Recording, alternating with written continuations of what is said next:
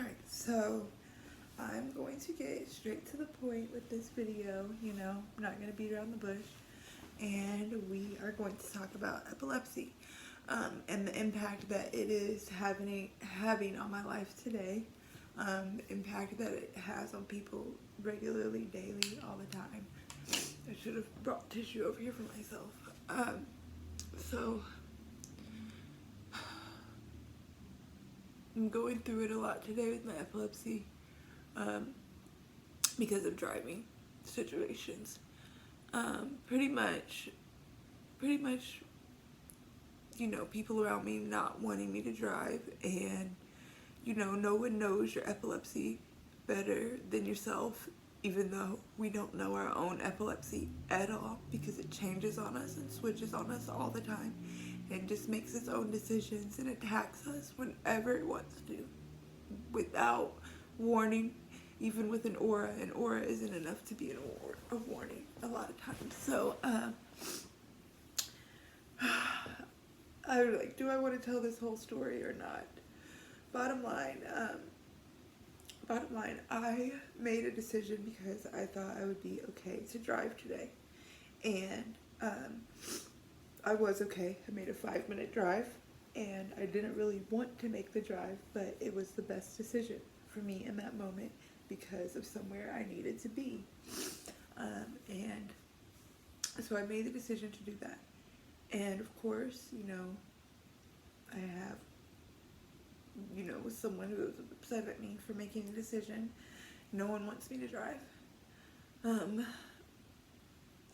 then I get what I call harped on. So right now, I'm dealing with feeling like I'm being harped on by, my relative for making the decision to drive. Like, you can hurt someone, we are talking like, I know I can hurt myself, but I said, well, you can hurt someone else. Like, I cannot stand being harped on. And yes, with epilepsy, I know that everything is unpredictable and everything is unfortunate.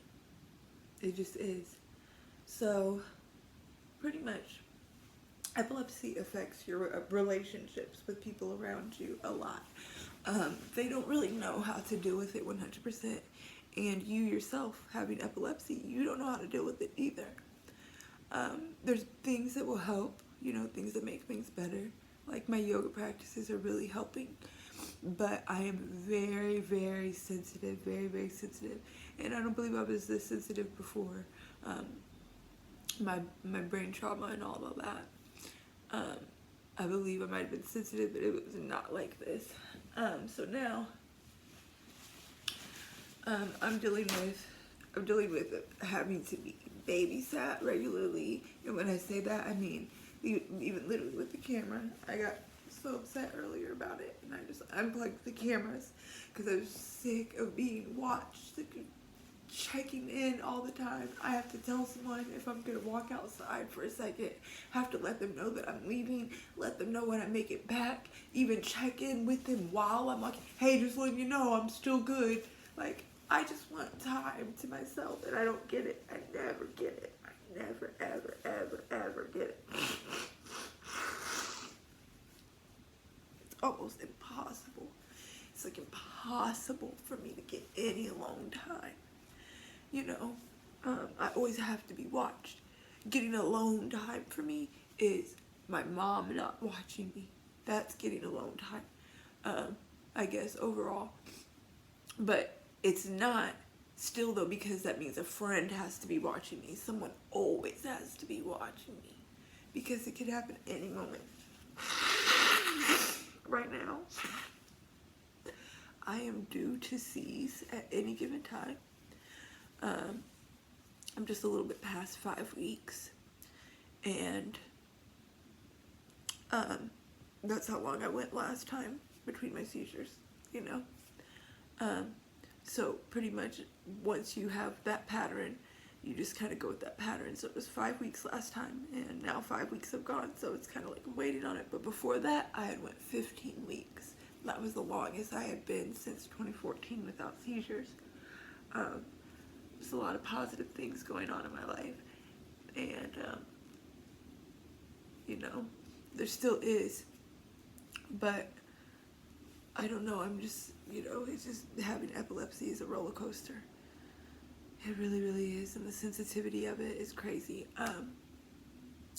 So people want to keep an eye on you, and it's dangerous. Like, the corners of tables are dangerous. Like, I have this, I'll show you guys real quick. This is on a table, the corner of this table, you can see it right here. This is considered dangerous for me due to my epilepsy. Like, that's dangerous. I worry about it. And of course, there's a lot of furniture that is just corners like that. So it's just like, if I were to have a seizure right now, I could be right here and just, I guess I don't fully like know what it would look like because I'm not conscious when it happens. I've only been conscious one time during a seizure, but I could even just like fall forward and smack my head or my eye right on there and just start twitching and seizing. And at this point, when I am alone, I'm never alone because there's always cameras on me now. So whenever I'm alone, as much as it is comforting because I know I have the comfort, I feel like I never get to really be alone, Someone always has to be within like 10 to 15 minutes to get to me. And I appreciate all of this. I just never thought this is how my life would be, So, and people with epilepsy, you will never know they had epilepsy unless they have seizures all day, every day, repeatedly, regularly. Some people do.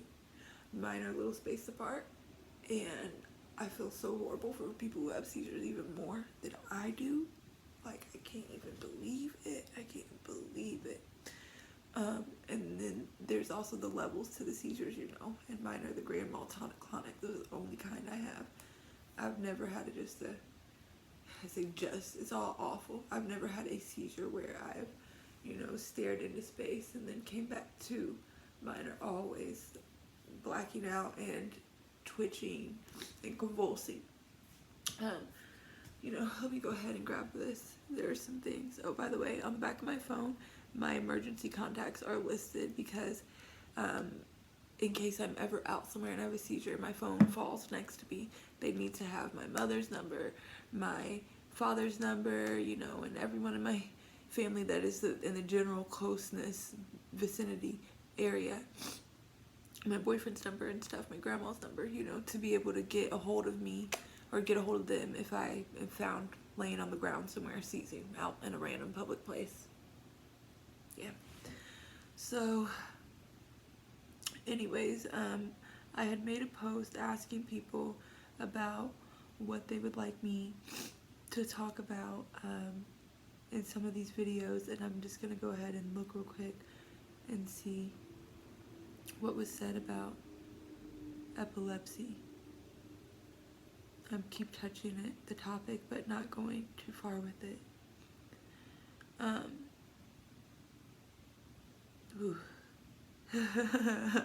Oh man, one of my friends here, she asked about how to keep a positive mindset through obstacles. Whew, that's gonna be have to be another video because right now I'm going through it. So we're gonna be positive in the next video or something. Right now I'm talking about the hardships.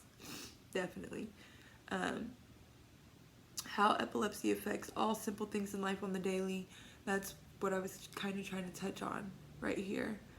Definitely simple things. Earlier, I had a chiropractor's appointment and I was going to the grocery. It's just, you need help with everything when you have epilepsy. It seems like, And then after seizing, you need help even more when it's right after seizing. You need help doing things and becoming normal again. And I believe I've told, I don't know if I've said it in my videos, but I know I've said it in posts that I've typed before about how when you seize, you can pee and poop on yourselves. And that's happened to me before a few times. And I know some other people that have said the same thing, that they've experienced going through that as well. It's very difficult, so we need help being cleaned up, and it's very hard. Let me see what else my friend said in here. The limitations epilepsy can cause in one's life with all relationship, friends, family, and romantic. there are a lot of things, you know, that you feel you can't do with epilepsy, and things you still have to be babysat while doing. If I want to get in the swimming pool, you better believe someone has to babysit me, you know. Going into the ocean, that sounds very scary. Like, you have to be just literally being held by somebody, like, while I'm walking into the ocean. This is all stuff I never used to have to worry about. And then she said romantic. You will definitely see the genuine, honest self and trueness in someone if you live with epilepsy and you get in a relationship. Like, they obviously really love you for who you are, and past anything, you know, past anything that anyone would consider a disability or a flaw or anything, you know. So I just wanted to make a quick video. I could go on and keep talking about so much, but I will wait until another video. And I'm glad that I did kind of speak to you guys, because I feel like it did make me feel a little bit better. But yes, I feel like I just feel really held back, you know. There's trips I don't take and can't take because of my epilepsy, like by myself, or that's what I mean by myself. Now it's different because my partner and I, we want to do everything together. But before that, you know, I wasn't able to go by myself. And now I still look at it as if, you know, at some point my partner isn't available to do something if there's something going on already. I need to be able to do things, and it's just scary for me to do things on my own at this point. I am going to try to help myself as much as I can. We'll be getting an Apple Watch that will help detect falls, and then also I am going to look into getting a service dog. I am happy about that. So, alright. I need to feel better now, and I need to plug these cameras back in. I feel really bad that I unplugged the cameras from my family, because, you know, they want to make sure that I'm okay, but I just feel so controlled. It just feels like someone's always watching me, and I just want to be free, want to be me. And I guess I am. You can see it, you know, I am free and I am me in a lot of my videos. But you know, people who understand. There's something about having your alone time that's just so peaceful, you know. So thank you to anyone who watches this video or tunes in. Please say anything you would like to in the comments to, you know, help with, you know, down emotions, feeling negative and down during these times with epilepsy or any other disabilities. If you would like to say anything positive, or if you want to relate, or if you have questions, you know, anything. I appreciate it all. Thank you guys.